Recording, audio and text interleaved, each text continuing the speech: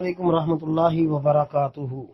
یہ محترم بھائی نے لکھا جی 2 سوال ہے۔ پہلا سوال یہ ہے کہ نصف شعبان کی رات کو مشرک اور کینہ پرور کے سوا سب کو بخش دیا جاتا ہے۔ دوسرا سوال یہ ہے کہ نصف شعبان کی رات کو بکر قبیلہ کی بکریوں کے برابر لوگوں کو بخش دیا جاتا ہے۔ کہتے ہیں دونوں حدیثوں کی تحقیق فرما دیں۔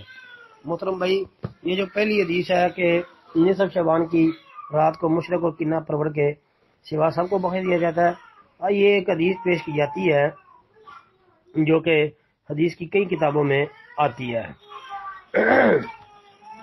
مثلا کہتے ہیں جی اللہ تعالیٰ شعبان کی 15ویں رات کو اپنی پوری مخلوق کی طرف نظر رحمت سے دیکھتا ہے، پھر مشرک اور کینہ پرور کے سوا باقی ساری مخلوق کی بخشش کر دیتا ہے۔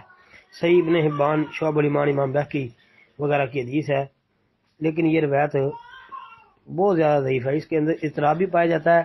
اور پھر جو ماہر فن ہیں حدیث کے، اس حدیث سے اور اصول حدیث کے فن کے جو ماہر لوگ تھے نا، مثلا امام دار قطنی رحمۃ اللہ علیہ، امام ابو حاتم رحمۃ اللہ علیہ، دیگر اہل علم، ان کے نزدیک تو بھائی یہ روایت ثابت نہیں ہے، یہ منکر روایت ہے، بہت زیادہ ضعیف ہے۔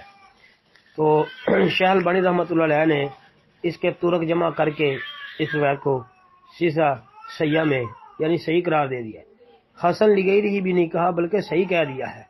تو یہ بھائی بات ہمارے ناقص علم کے مطابق، ناقص تحقیق کے مطابق یہ درست نہیں ہے۔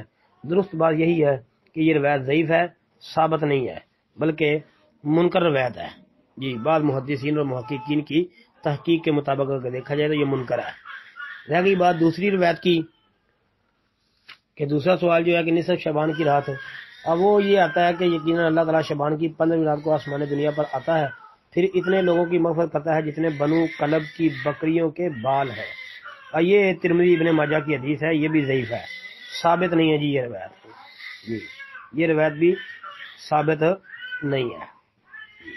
السلام علیکم ورحمۃ اللہ۔ بس یہ بات یاد رکھیں کہ شعبان کی 15ویں رات کے متعلق کوئی ایک حدیث بھی ثابت نہیں ہے، ایک بھی حدیث ثابت نہیں ہے جی۔ السلام علیکم۔